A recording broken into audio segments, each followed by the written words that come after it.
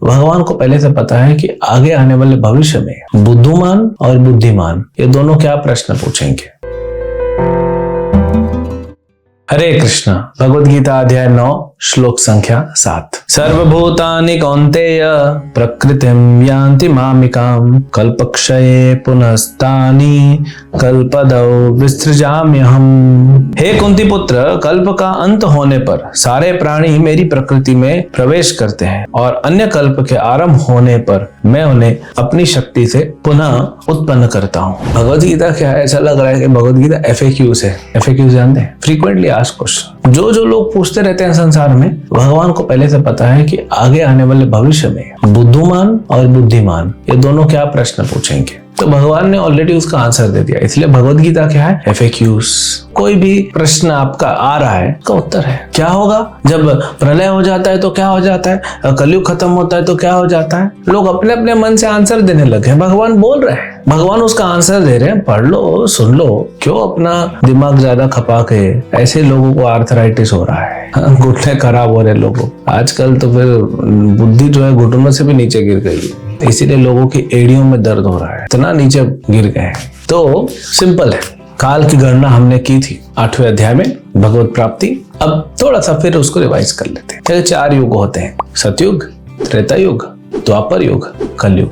कलयुग की उम्र 4,32,000 साल, द्वापर की 8,64,000 डबल, त्रेता की 3 गुना 12,96,000 साल, सतयुग की 4 गुना 17,28,000 साल। 2012 में खत्म हो जाएगा। अरे वो मूवी बनाने के लिए बिजनेस करते हैं। हम लोग मानते क्यों, जब उम्र कलयुग की फिक्स है 4,32,000 साल और भगवान ने फिक्स कर दी ना। ऐसा नहीं कलयुग बीमार हो गया है, कलयुग दूसरों को बीमार करने के लिए खुद बीमार नहीं होता। नहीं, कलयुग को कैंसर हो गया है, 4,32,000 साल नहीं जी पाएगा, लगता है बेचारा पहले ही मर जाएगा। ये आपके और हमारे जैसे नहीं है। तो अभी कलयुग के सिर्फ 5,000 साल हुए हैं, अभी 4,27,000 साल बाकी। तो कलयुग का अंत होते ही फिर सतयुग प्रारंभ होता है, फिर त्रेता, फिर द्वापर, फिर कलयुग, फिर सतयुग। ऐसा चलते चलते 1,000 राउंड घूम जाता है, 1,000 पूरा सर्कल घूम जाता है। उसके बाद प्रलय होता है, और ये छोटी प्रलय है। ये प्रलय में ब्रह्मा जी जो है उनकी रात होती है, तो ब्रह्मा जी जाते हैं अपना अभी भजन करके सो जाएंगे। तो इस प्रलय में स्वर्ग तक सारा पानी भर जाता है, डूब जाता है सब कुछ। फिर ब्रह्मा जी सवेरे उठते हैं और फिर निर्माण करते हैं, फिर पानी नीचे आता है। पानी उठना, पानी नीचे आना भगवान की इच्छा से होता है। ऐसे करते करते 1 महीना होता है ब्रह्मा जी का, फिर 12 महीनों का साल होता है। जब 100 साल पूरे हो जाते हैं, ब्रह्मा जी की उम्र 100 साल, कभी बीमार नहीं पड़ते, हो गया 100 साल। अब ये महाप्रलय, ये प्रलय जो होगा ये सब कुछ खत्म करेगा। प्रलय में 100 वर्षों तक पानी गिरते ही रहता है, पूरा ब्रह्मांड भर जाता है। अब एक एक पानी की बूंद एक एक बड़े बड़े खंबे के जैसे होती है। संवर्तक बादल आते हैं, वो सब भागवतम में बताया डिटेल, कैसे सृष्टि का निर्माण होता है, कैसे सृष्टि का पालन होता है, सृष्टि का संहार होता है, सब भागवतम में है। यहाँ थोड़ा सा भगवान बता रहे हैं। तो शिव जी अपना तांडव नृत्य चालू करते हैं। पानी भरते भरते भरते नीचे के लोग, फिर पृथ्वी, स्वर्गलोक, तपलोक, जनलोक, बहरलोक, ब्रह्मलोक, सब पूरा ब्रह्मांड डूब जाता है और ब्रह्मलोक भी डूब जाता है। ब्रह्मा जी का आयु हो गया खत्म, अब पूरा ब्रह्मांड खत्म। फिर क्या होता है, भगवान महाविष्णु जिनके शरीर से पूरे ब्रह्मांड बाहर निकलते हैं, ब्रह्मांड का आयु होने पे वापस उनके अंदर चले जाते हैं। तो हम जो है, हमको सुप्त अवस्था में डाल दिया जाता है, एनेस्थीसिया दे दिया जाता है, कोमा। शरीर तो खत्म हो गया, आत्मा को कोमा में डाल देते हैं भगवान। और पूरा ब्रह्मांड जो है पेटी पैक करके, जैसे आप ट्रेन में ट्रैवल करते हो, अपना स्टेशन आने वाला है, फट फट फट फट फट फट सब पैक कर लिया, चेन बांध दिया, अपना पेटी पैक, चलो। तो भगवान भी ऐसे पैक कर लेते और अपने अंदर ले जाते हैं। वहां पड़े भगवान को कौन सा जगह की कमी है, भगवान का शरीर इतना बड़ा है कि हजारों लाखों करोड़ों अरबों ब्रह्मांड घुस जाते हैं अंदर। भगवान आनंद में। फिर भगवान को लगता है ठीक है, चलो फिर से सृष्टि की जाए, ये मूर्ख प्राणियों को थोड़ी बुद्धि दी जाए, थोड़ा ज्ञान दिया जाए और एक मौका दिया जाए कि इन लोग भक्ति करके मेरे पास वापस आ सके। सृष्टि भगवान ने क्यों हमें बनाया, क्यों सृष्टि की? अरे भगवान ने इसीलिए बनाया ये सृष्टि को कि हम भगवान की भक्ति कर सके।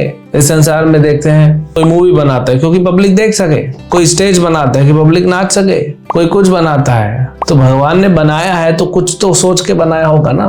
भगवान की भक्ति करने के लिए भगवान ने सारा प्लेटफॉर्म बनाया, लेकिन हम वो छोड़ के बाकी सब में लगे हुए हैं। तो भगवान की इच्छा होती है, ठीक है अभी समय हो गया है, इन मूर्ख प्राणियों को फिर से कोमा से बाहर निकाला जाए, शरीर दिया जाए अपने अपने कर्म अनुसार, किसी को कुत्ते का, किसी को चूहे का, किसी को बिल्ली का, गधे घोड़े का, मनुष्य का, स्त्री का, पुरुष का, देवता का, राक्षस का, सबको अपना अपना शरीर दे दिया जाए। प्रलय हुआ था, उसके पहले कर्म किया था ना याद रहता है। भगवान सुपर कंप्यूटर के भी बाप हैं, भगवान थोड़ी भूलते हैं। भगवान भूल जाएंगे तो फिर सब खत्म। भगवान भूलते नहीं कभी, उनको याद है, तो कर्म अनुसार सबको मिल जाता है। तो भगवान सृष्टि को अपने अंदर ले लेते हैं, फिर निकाल देते हैं। अब कहाँ है ब्रह्मा जी का शिव जी करो, उनका काम था बस। ब्रह्मा जी जब भगवान अपने अंदर से निकालेंगे ब्रह्मांड को, तब ब्रह्मा जी को पैदा करेंगे, तब ब्रह्मा जी पैदा होके ये सृष्टि को आगे बढ़ाएंगे और शिव जी खत्म करेंगे और फिर सब अंदर।